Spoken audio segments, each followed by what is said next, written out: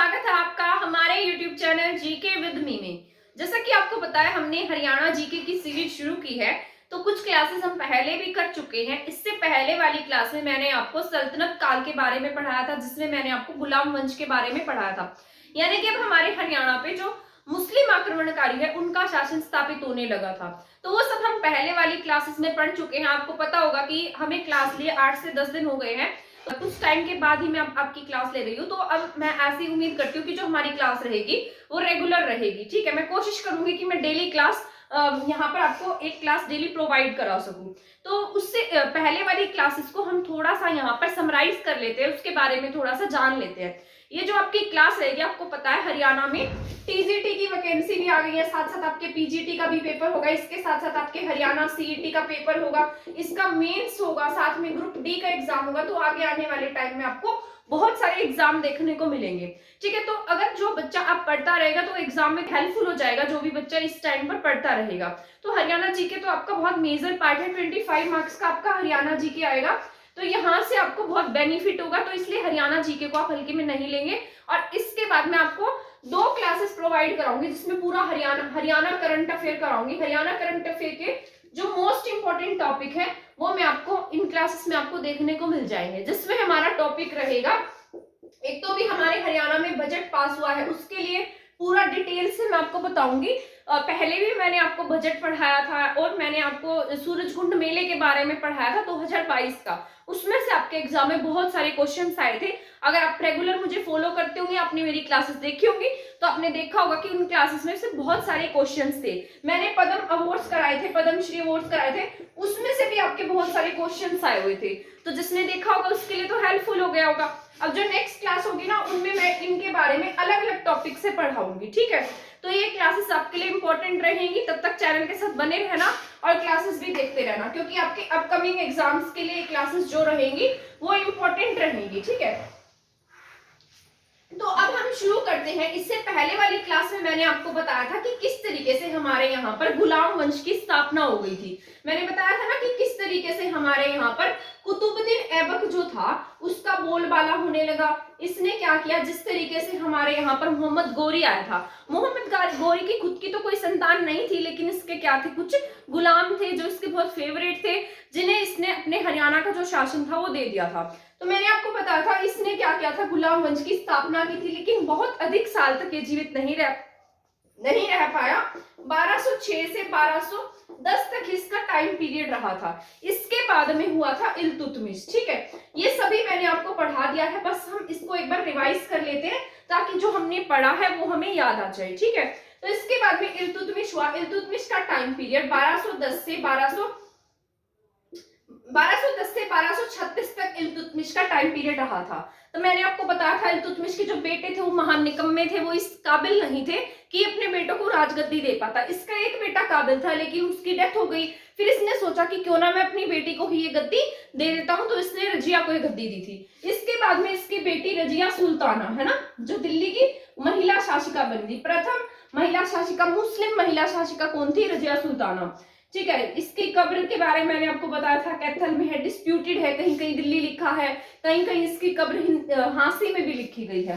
तो रजिया सुल्ताना का जो टाइम पीरियड था 1236 से 1240 के आसपास रहा। इसके बाद में एक और बूढ़ा सा शासक बना था जिसका नाम था नसीरुद्दीन। शासन तो ये कर रहा था, लेकिन काम कौन करता था इसकी पीठ पीछे, बलबन। ठीक है, तो इसका टाइम पीरियड 1240 से ये भी 20 साल के आसपास रहा था। 1260 या 1200 टाइम पीरियड भी 1240 से 1260 या 65 के आसपास रहा था। फिर इसके बाद में कौन आ जाएगा हमारे हरियाणा में, बलबन आ जाएगा। मेव जाति को इसने क्या किया, नष्ट किया था, क्योंकि जो मेव जाति के लोग थे वो इसके जो भी टैक्स कलेक्ट करके आता था उनको लूट लेते थे और इसको बहुत परेशान करते थे। तो इसने क्या किया, मेवात के जंगलों को कटवा दिया और वहां पर अपना बोलबाला स्थापित किया, इनको मरवा दिया था इसने। ये 1265 के बाद ये एक्टिव रहा था और 1290 के आसपास आते आते इनका जो पूरा का पूरा साम्राज्य है वो खत्म होने लगा, यानी कि खत्म होने की कगार पर आ गया। इसको याद करने की ट्रिक बताती हूँ कैसे इनके आगे मतलब जो वंशज आएंगे, ग, ख, त, स, ल, म। ठीक है, ये है इनका नाम। ग से गुलाम वंश, ख से खिलजी वंश, त से तुगलक वंश, स से सैयद वंश, ल से लोदी वंश बाद में यहाँ से शुरू होगा मुगल काल, ठीक है, जो अकबर वगैरह वाला काल आएगा, बाबर वाला आएगा, वो आगे स्टार्ट हो जाएगा। तो आज की क्लास में हम इनके बारे में पढ़ेंगे। पहले मैं आज आपको यहाँ पर इनके बारे में एक्सप्लेन कर दूंगी, कल की क्लास में यहाँ कंप्लीट लिख दूंगी ताकि आपको ये पॉइंट समझ में आ जाए। ठीक है, एक बार मार्कर चेंज कर लेते हैं हम। तो यहाँ पर बल बन के आते आते यहाँ पर जो इनका साम्राज्य था वो बहुत कमजोर होने लगा और कहीं ना कहीं छुटपुट छुटपुट राज में एक खिलजी वंश उभर कर सामने आया। ठीक है, कौन सा वंश सामने आने लगा था? खिलजी वंश, जिसके बारे में हम पढ़ेंगे। खिलजी वंश बहुत ज्यादा इस तरीके से इनका साम्राज्य बहुत अधिक नहीं फैला था। इसमें दो ही जो भी इनके राजा हुए या सुल्तान कह सकते हैं, दो सुल्तान हुए थे, तो उनके बारे में हम जान लेते हैं। जिस तरीके से खिलजी वंश में एक आदमी हुआ जिसका नाम था जलालुद्दीन खिलजी, जो एक मतलब इस तरीके से नहीं था कि ये राजा वगैरह तो नहीं था, पर एक सामंत सा था। ठीक है, इसने पूरी टेरिटरी को खुला देखा कि यहाँ पर कोई राज करने वाला नहीं रहा, कोई शक्तिशाली राजा नहीं रहा, तो ये जलालुद्दीन खिलजी क्या बन गया? दिल्ली का शासक बन बैठा। ठीक है, इसका नाम था जलालुद्दीन खिलजी। इसका जो टाइम पीरियड था वो रहा था, ये इसका टाइम पीरियड रहेगा 1290 से 1296। ये सिर्फ 6 साल तक ही शासन करेगा और ये बहुत अधिक मतलब इस तरीके से इसका बहुत अधिक नाम तो नहीं हुआ क्योंकि बहुत एज्ड भी था जब ये बना था, तो इसकी बहुत अधिक उम्र भी हो गई थी, तो इतना काम और इसके पास इतना टाइम भी नहीं मिला इसको काम करने का, तो इसने बहुत अधिक काम, तो हमारे हरियाणा में तो इसका नाम वैसे भी नहीं लिया जाता है। इसका जो नाम है वो इंडियन हिस्ट्री में हम पढ़ते हैं, तो हरियाणा से इसका बहुत अधिक लेना देना नहीं है। इसके बाद इसका बेटा होगा, सॉरी इसका भतीजा होगा और इसका दामाद भी होगा, जिसका नाम क्या होगा? अलाउद्दीन खिलजी, जो इसे मारकर ही क्या करेगा? गद्दी पर बैठेगा। क्या नाम होगा इसका? अलाउद्दीन खिलजी। ठीक है, इसका जो टाइम पीरियड होगा वो 1296 से लेकर 1320 तक रहेगा। ठीक है, सॉरी 1316 तक रहेगा ये इसका टाइम पीरियड। 1316 टाइम पीरियड था वो 1296 से 1316 के आसपास रहेगा, यानी कि इसने 20 साल तक इंडिया पर शासन किया। तो अगर 20 साल तक इंडिया पर शासन करेगा तो आप अंदाजा लगा सकते हैं कि इंडिया में ये काम भी करेगा। जो अलाउद्दीन था ये बहुत अधिक समझदार था और इसका जो एडमिनिस्ट्रेटिव पावर थी, यानी कि जो भी प्रशासनिक शक्ति थी, प्रशासनिक कार्य करने की शक्ति थी, वो बहुत अधिक थी, यानी कि अच्छा प्रशासक था ये। जैसे आज के जो डीसी वगैरह होते हैं ना, जो प्रशासक होते हैं, तो उसी तरीके से ये क्या था? एक अच्छा प्रशासक था। और एक खास बात यह है कि ये क्या था? अनपढ़ था, इसे बहुत अधिक जानकारी नहीं थी, बहुत अधिक शिक्षित नहीं था।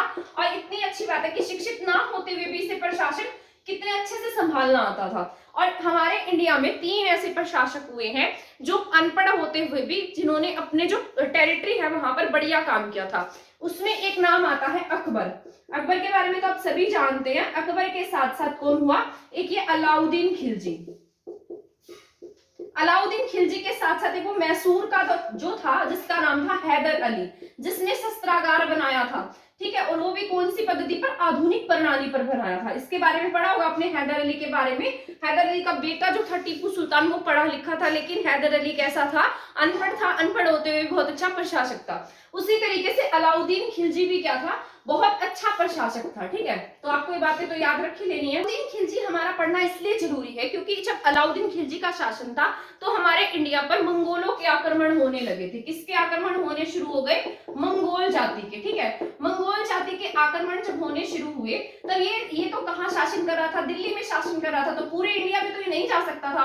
तो इसने हमारे हरियाणा पर शासन करने के लिए एक व्यक्ति को भेजा जिसका नाम था बहादुर शाह नानक। एक हिंदू शासक था जिसका नाम क्या था? बहादुर शाह नानक। ठीक है, मंगोलों के आक्रमण के समय 1305 ईस्वी में क्या किया इसने? हमारे हरियाणा पर शासन किया। तो आपसे पूछ लेगा कि अलाउद्दीन खिलजी के समय जब हमारे यहाँ पर मंगोलों के आक्रमण हुए तब हरियाणा पर कौन शासन कर रहा था? इसका नाम क्या था? बहादुर शाह नानक। और कौन से सन में हुआ? 1305 में। तो इसके टाइम में तो बस हमें इतना ही याद रख लेना है। सबसे पहले खिलजी वंश पढ़ा है। खिलजी वंश में पहले इसका क्या होगा? चाचा होगा जिसका नाम था जलालुद्दीन खिलजी। इसको मारकर गद्दी पर बैठेगा इसी का भतीजा, इसी का दामाद, जिसका नाम होगा अलाउद्दीन खिलजी। अलाउद्दीन खिलजी 20 साल तक शासन करेगा। इसका टाइम पीरियड 1296 से 1316 के आसपास रहेगा। 20 साल तक क्या करेगा? यहाँ पर ये शासन करेगा। ये बहुत अच्छा प्रशासक होगा और इसकी जो नीतियां होंगी वो बहुत अच्छी होंगी। ठीक है, यानी कि ये जो एडमिनिस्ट्रेटर का काम है बहुत अच्छे से संभालेगा। इसके टाइम में जैसे घोड़े दागने की प्रथा, सैनिक प्रथा, सैनिकों को मतलब वेतन देने की प्रथा को ये शुरू करेगा, क्योंकि बहुत सारे जो राजा हुए, सुल्तान हुए, वो क्या करते थे, जागीरें देते थे, लेकिन इसने जागीरें ना देकर क्या शुरू किया था, अपने सैनिकों को वेतन देना शुरू किया था, जो एक बहुत अच्छी बात सिद्ध हुई थी। तो यहाँ और इसने इसके टाइम में जो ये था ना भ्रष्टाचार वगैरह ये भी खत्म होने लगा था, तो बहुत अच्छा प्रशासक हम इसको कह सकते हैं। इसके बाद अलाउद्दीन खिलजी के बाद में और कोई महत्वपूर्ण ऐसा शासक नहीं आया। इसके समय छुटपुट जो राजा थे वो होने लगे, और इसके बाद में कुछ हिंदू ऐसे थे जिन्होंने मुस्लिम धर्म क्या कर लिया था, अपना लिया था, ठीक है। और मुस्लिम धर्म अपनाने के बाद ये दिल्ली के शासक बनकर बैठ गए, जिसमें से ये क्या बनकर बैठ गए, दिल्ली के शासक बनकर बैठ गए, इसमें से एक नाम था मुबारक शाह। तो इनके मरने के बाद छुटपुट राजाओं में दिल्ली पर इस तरीके से, दिल्ली है यहाँ पर, मुबारक शाह क्या कर रहा था, मुबारक शाह का यहाँ पर शासन था, कहाँ पर, दिल्ली में। तो दिल्ली की गद्दी पर कौन बैठा था, मुबारक शाह। तो यहीं पर कहीं छोटा छुटपुट सा एरिया था जिसका नाम था दीपालपुर। क्या नाम था, दीपालपुर। दीपालपुर में एक शासक था जिसका नाम था मोहम्मद बिन तुगलक। नहीं, मोहम्मद बिन तुगलक तो बाद में आएगा, गयासुद्दीन तुगलक। क्या नाम था इसका, गयासुद्दीन तुगलक।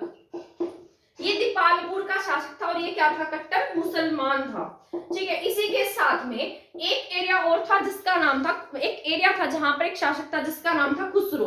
तो ये दोनों, इन दोनों की नजर किस पर पड़ने लगी, इस तरीके से इन दोनों की नजर दिल्ली पर थी, और ये क्या चाहते थे कि हम क्या करेंगे, मतलब हम इसे खत्म कर देंगे, ठीक है। ये जो दिल्ली में मुबारक शाह शासन कर रहा है, हम दोनों मिलकर क्या करेंगे, इसका खात्मा कर देंगे, और इसको खत्म करने के बाद हम यहाँ पर गद्दी पर बैठ जाएंगे।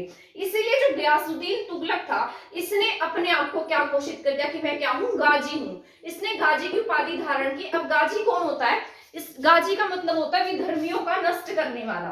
इसने ऐसा सोचा था कि जो भी व्यक्ति हमारे मतलब जो हमारे धर्म से संबंधित नहीं है और जिसने हमारे धर्म को अपना लिया है, उसको मैं खत्म कर दूंगा। और खुद को क्या घोषित कर दिया इसने कि मैं क्या हूँ, गाजी हूँ, ठीक है। तो इसने गाजी की उपाधि धारण की और खुद को क्या कहा कि मैं विधर्मियों का नाश करने वाला हूँ।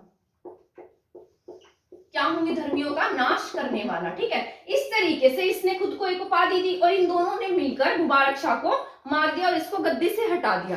अब कौन बच जाएंगे, अब खुसरो और गयासुद्दीन तुगलक। अब गयासुद्दीन तुगलक सोचेगा क्यों ना मैं गद्दी पर बैठ जाऊं, खुसरो सोचेगा क्यों ना मैं गद्दी पर बैठ जाऊं। तो इस तरीके में अब दोनों के बीच में क्या होगा, टकराव होगा, दोनों के बीच में आपस में युद्ध होगा। अब ये दोनों के बीच में जो युद्ध है वो कहाँ होगा, सिरसा में।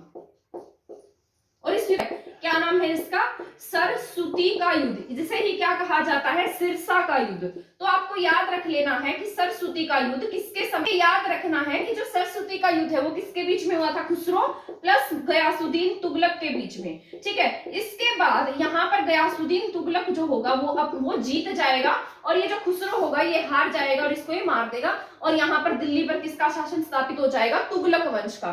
तो अब हम पढ़ते हैं कि किस तरीके से तुगलक वंश में हमारे लिए क्या क्या इंपॉर्टेंट है, किस किस ने हमारे यहाँ पर काम किया है, ठीक है। तो इसके बारे में भी अब हम जान लेते हैं।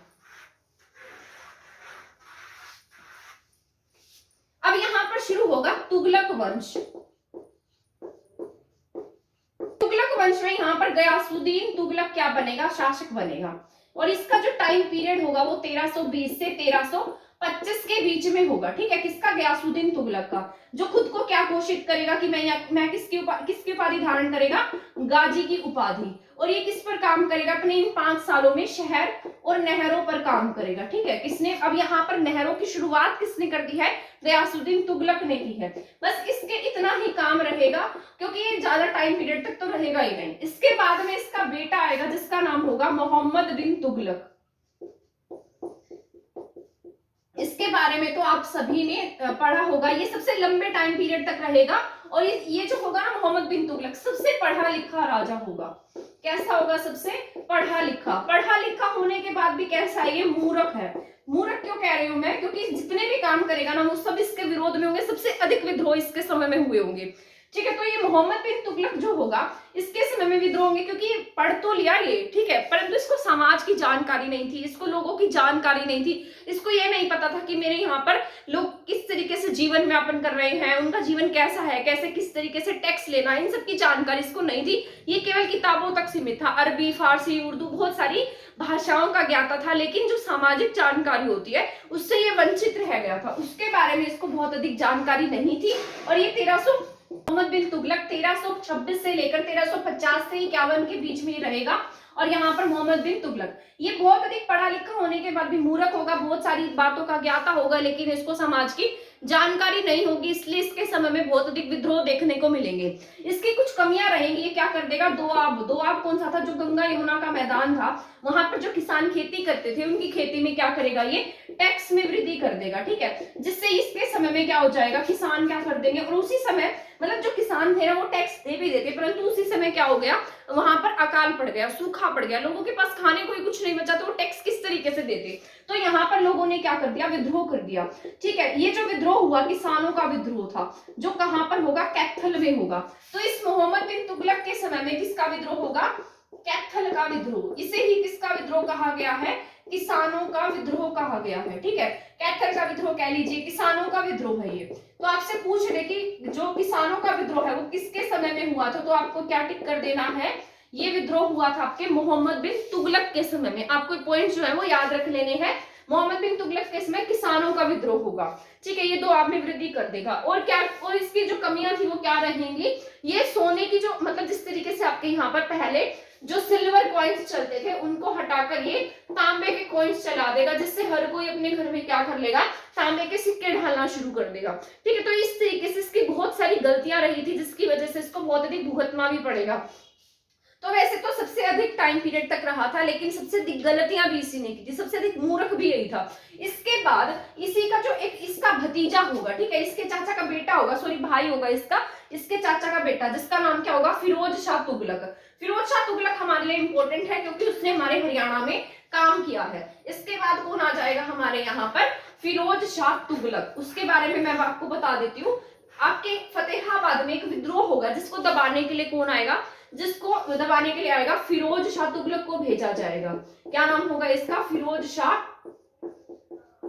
तुगलक, ठीक है। तो फिरोज शाह तुगलक कहां पर आएगा, फतेहाबाद में एक विद्रोह को दबाने आएगा, और विद्रोह को दबाने के बाद में यहाँ पर ये क्या करेगा, इसके बाद जिस तरीके से फतेहाबाद में जब ये विद्रोह को दबाने आएगा, तो उस समय में हमारे यहाँ पर ये जो विद्रोह होगा, फिरोज शाह तुगलक इस विद्रोह को जीत जाएगा, और जीतने की खुशी में इसको इतनी खुशी होगी, और वहीं पर इसको क्या होगा, पुत्र की प्राप्ति होगी फतेहाबाद में, ठीक है, पुत्र प्राप्ति होगी। कब की बात है ये, 1351 की बात है, ठीक है। तो पुत्र प्राप्ति की खुशी में, और इसने जीत भी हासिल की थी, तो अपने पुत्र का नाम क्या रखेगा, फतेह सिंह, और उसी नाम पर आपके यहाँ पर फतेहाबाद की स्थापना कर देगा। 1351 में क्या बसाएगा, फतेहाबाद, ठीक है। और इसी तरीके से आपके यहाँ पर एक ये हिसार में गुजरी महल की स्थापना करेगा। यहीं पर इसको एक महिला दिखाई देगी जो इसकी मदद करेगी, जिसका नाम गुजरी होगा, ठीक है। और उसी के लिए क्या बना देगा, हिसार में गुजरी महल बना देगा, जिसको नाम देगा ये हिसार ए फिरोजा। क्या नाम देगा, हिसार ए फिरोजा, जिसका अर्थ, फिरोजा क्या होता है, एक तरीके का फोर्ट होता है, ठीक है। क्या होता है, फोर्ट, जिसे हम क्या कहेंगे, हिसार का किला, ठीक है। तो आपको क्या याद रखना है, क्या होगा, हिसार का किला होगा। तो गुजरी महल, हिसार का किला, और एक क्या बनवाएगा, लाट की मस्जिद। क्या बनवाएगा ये, लाट की मस्जिद, ठीक है। लाट की मस्जिद बनवाएगा, हिसार फिरोजा बनवाएगा। कब स्थापित कराएगा, 1354 के आसपास, ठीक है। कब कराएगा, 1354 के आसपास, ठीक है। तो अगर आपसे पूछे कि पहले जो फिरोज शाह तुगलक था उसने पहले क्या कौन सा नगर बसाया, तो आप क्या टिक करेंगे, फतेहाबाद। उसके बाद क्या बसाया इसने, हिसार बसाया, ठीक है। और फिरोज शाह तुगलक ना अपने टाइम पीरियड में बहुत अधिक शहर बसाएगा, ठीक है। शहरों के साथ साथ बहुत अधिक नहरें बनवाएगा। हमारे यहाँ पर जो पश्चिमी यमुना नहर आप देखते हैं, उसका जो काम है वो भी किसके समय में शुरू होगा, फिरोज शाह तुगलक के समय में ही शुरू होगा। तो इसीलिए इसका जो नाम है वो क्या पड़ जाएगा, शाह ए शहर और शाह ए नहर, ठीक है। तो ये बातें आपको याद रख लेनी है, शाह ए शहर और शाह ए नहर। आपसे पूछ लेगी बताइए शाह ए शहर कौन है, शाह ए नहर कौन है, तो आप क्या टिक कर देंगे, फिरोज शाह तुगलक। अब ये जो मैं आपको क्लास बता रही हूँ ना, ये आपकी बहुत इंपॉर्टेंट है, क्योंकि इसमें मैं आपको इंडियन हिस्ट्री के भी बहुत सारे पॉइंट्स बता देती हूँ जो आपके एग्जाम के लिए जरूरी होते हैं। और साथ साथ जो फिरोज शाह तुगलक है, ये एक गांव बसाएगा जिसका नाम होगा हरनी खेड़ा। तो आपसे पूछ लेगा हरनी खेड़ा गांव किसने बसाया, तो एक आप क्या, अगर आपने पढ़ा नहीं होगा तो आपको पता नहीं होगा, तो ये किसने बसाया है, फिरोज शाह तुगलक ने। ये बात आपको याद रख लेनी है, ठीक है। और एक पॉइंट मैं आपको बताना भूल गई थी, मैंने आपको इससे पहले क्या बताया था, मोहम्मद बिन तुगलक के बारे में पढ़ाया। समय में एक मोरक्को से एक यात्री आएगा जिसका नाम होगा इब्न बतूता। आपको आपने उसके बारे में तो सुना ही होगा, इब्न बतूता के बारे में। उसके बारे में आपको इसलिए बता रही हूँ क्योंकि जो इब्न बतूता है ना, इसने एक पुस्तक लिखी है। क्या नाम था इसका, इब्न बतूता। किसके समय में आया, एमबीटी यानी कि मोहम्मद बिन तुगलक के समय में आया था, ठीक है। तो ये पॉइंट आपको याद रखना है क्योंकि आपके एग्जाम के पॉइंट ऑफ व्यू से जरूरी है ये, क्योंकि इसकी जो पुस्तक है, इसने एक पुस्तक लिखी जिसका नाम था रेहला। कई बार आपसे एग्जाम में इसकी पुस्तक के बारे में भी पूछ लेता है, आपने पढ़ा नहीं होगा तो आप बता ही नहीं पाएंगे। तो इसने जो पुस्तक लिखी रेहला, उसमें इसने हमारे हरियाणा के 2 एरिया का जिक्र किया है। इसमें से एक तो हांसी का जिक्र इसने किया, हांसी के साथ साथ आपके सिरसा का जिक्र इसने किया है, ठीक है। इसने अपनी पुस्तक में हांसी को क्या कहा है कि जो हांसी था ना, वो बहुत अधिक घना बसा हुआ था। क्या कहा है इसको, घना बसा था, यहाँ पर बहुत अधिक वन थे, बहुत अधिक संपदा थी, बहुत अधिक कृषि अच्छी थी, मतलब हर चीज के बारे में यहाँ पर जानकारी दी कि बहुत सघन था। कौन सा शहर, हांसी। और इसकी बहुत इंपॉर्टेंस थी उस समय में, ये बहुत इंपॉर्टेंट इकता था, यहाँ से बहुत अधिक टैक्स कलेक्ट होता था। तो ये सब बातें इसने अपनी पुस्तक रहला में हांसी के बारे में लिखी है। और सिरसा के बारे में इसने लिखा है कि जो सिरसा है, सिरसा में क्या होता है, सबसे बेस्ट क्वालिटी का चावल होता था। यहाँ क्या होता था, यहाँ पर बेस्ट क्वालिटी का चावल। अब आपको ये बात थोड़ी अजीब लग रही होगी क्योंकि आज तो हमारे इस बेल्ट में चावल नहीं दिखाई देता, के वाली लाइन में आपको चावल दिखाई देता है, कुरुक्षेत्र, करनाल और ये वाला जो एरिया आपका कैथल, यहाँ चावल का प्रोडक्शन ज्यादा होता है। उस समय में जो सिरसा है, वहां पर चावल का प्रोडक्शन इतना नहीं था, परंतु उस समय में हमारे यहाँ पर जो ये रेहला पुस्तक है, उसमें क्या लिखा गया कि यहाँ बेस्ट क्वालिटी का चावल था, जिसे क्या कहा जाता था, लाल चावल। क्योंकि आपको पता है जो ये मुस्लिम थे ना, ये जो भी अलग अलग देशों से आए थे, क्या खाते थे, बिरयानी चावल ज्यादा खाते थे। तो उस समय में कैसा चावल था, यहाँ पर बेस्ट क्वालिटी का लाल चावल था। और इसने अपनी पुस्तक में लिखा कि यहाँ के जो लोग थे, मतलब जो यहाँ जो सुल्तान रहता था, जो मोहम्मद बिन तुगलक था, जो सुल्तान था, जहाँ इसका राजकाज था, वहां के लोग सिरसा से आने वाले बेस्ट क्वालिटी के लाल चावल को खाया करते थे, उसका सेवन करते थे, बहुत अधिक मात्रा में वो इस दरबार में लाया जाता था। तो ये सब बातें इब्न बतूता ने अपनी पुस्तक में लिखी हैं। तो ये पॉइंट मैंने आपको बताया नहीं था, मैं इसको भूल गई थी बताना, ठीक है, तो मैंने अब बता दिया। इसके बाद फिरोज शाह तुगलक के बारे में पढ़ रहे थे, फिरोज शाह तुगलक शाह शहर, शाह नहर, इन सब के बारे में मैंने आपको बताया। अब यहाँ पर फिरोज शाह तुगलक के बाद में यहाँ पर जो भी शासन था वो बहुत अधिक वीक होने लगा और कोई शक्तिशाली राजा नहीं बचा। तो 1398 के आसपास हमारे हरियाणा पर किसका आक्रमण होगा, तैमूर का, जिसे अब किसके नाम से जानते हैं, तैमूर लंग, ठीक है। ये ऐसा माना जाता है कि आपके यहाँ पर इस तरीके से, यहाँ पर ये राजस्थान में जो हाकड़ा नदी है, वहां हाकड़ा नदी हनुमानगढ़ के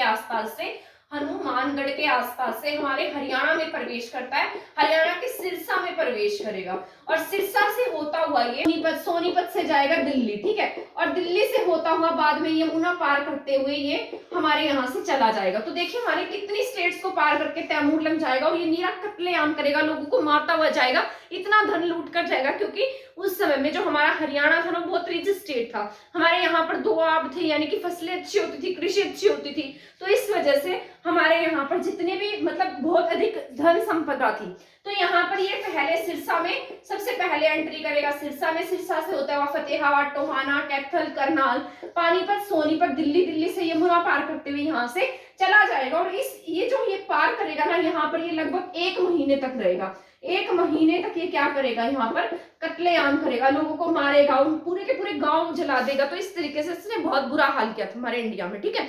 तो ये किसके बारे में, इसके समय में किसका आक्रमण हुआ हमारे यहाँ, तैमूर लंग का, 1398 में। अब यहाँ पर वैसे भी बहुत अधिक कोई शक्तिशाली राजा तो नहीं था उस समय में। जो तैमूर लंग है उसकी सहायता किसने की, सैयद वंश में, सैयद वंश में था एक खिज्र खान, बहुत अधिक शक्तिशाली नहीं था, ये इतना डरपोक था कि ये यहाँ से चला गया ना जब तैमूर लंग, तो तैमूर लंग के यहाँ से जाने के बाद में इसका जो बेटा हुआ, इसका बेटा था तैमूर लंग का, उसको भी ये क्या भिजवाते थे, एक्स भिजवाते थे। ठीक है, तो आप यहाँ से अंदाजा लगा सकते हैं कि ये कितने डरपोक थे और कितने डरते थे। खिजर खान हुआ, इसके बाद एक छुटपुट छुटपुट राजा और होगा। तो खिजर वंश का तो हमारे हरियाणा में बहुत अधिक जिक्र भी नहीं आता, क्योंकि ये बहुत अधिक शक्तिशाली नहीं हुए और बहुत कम टाइम तक इन्होंने काम किया था। इसके बाद शुरू हो जाएगा हमारे यहाँ पर लोधी वंश। ठीक है, इसके बाद किसकी नींव शुरू होगी? लोधी वंश की, जिसके बारे में मैं आपको पढ़ाऊंगी कल। ठीक है, आज की क्लास में आई होप आपको ये समझ में आ गया होगा। इसके बाद हम नेक्स्ट क्लास में पढ़ेंगे लोधी वंश के बारे में, और कंप्लीट इसके डिटेल से मैं आपको यहाँ लिखकर समझा दूंगी। थोड़ा थोड़ा जो भी पॉइंट्स और भी ऐड ऑन हो जाएंगे, न्यू पॉइंट्स भी, इससे आपकी समझ बन जाएगी। ठीक है, इसी तरीके से हमारी और क्लासेस देखने के लिए हमारे चैनल के साथ बने रहें। और अगर आप हरियाणा करंट अफेयर की जो मैंने टॉपिक आपको बताए थे 3-4 टॉपिक, वो देखना चाहते हैं तो भी हमारे चैनल के साथ बने रहें। आपको कल या परसों की क्लास में टॉपिक्स देखने को मिल जाएंगे, और जो आपके एग्जाम के पॉइंट ऑफ व्यू से जरूरी होंगे। ठीक है, आज की क्लास में इतना ही। मिलते हैं नेक्स्ट क्लास में नेक्स्ट टॉपिक के साथ। थैंक यू, धन्यवाद। तब तक हमारे चैनल के साथ बने रहें। वीडियो को शेयर नहीं किया है तो शेयर भी कर दीजिए, चैनल को सब्सक्राइब नहीं किया है तो सब्सक्राइब कर दीजिए। थैंक यू, धन्यवाद।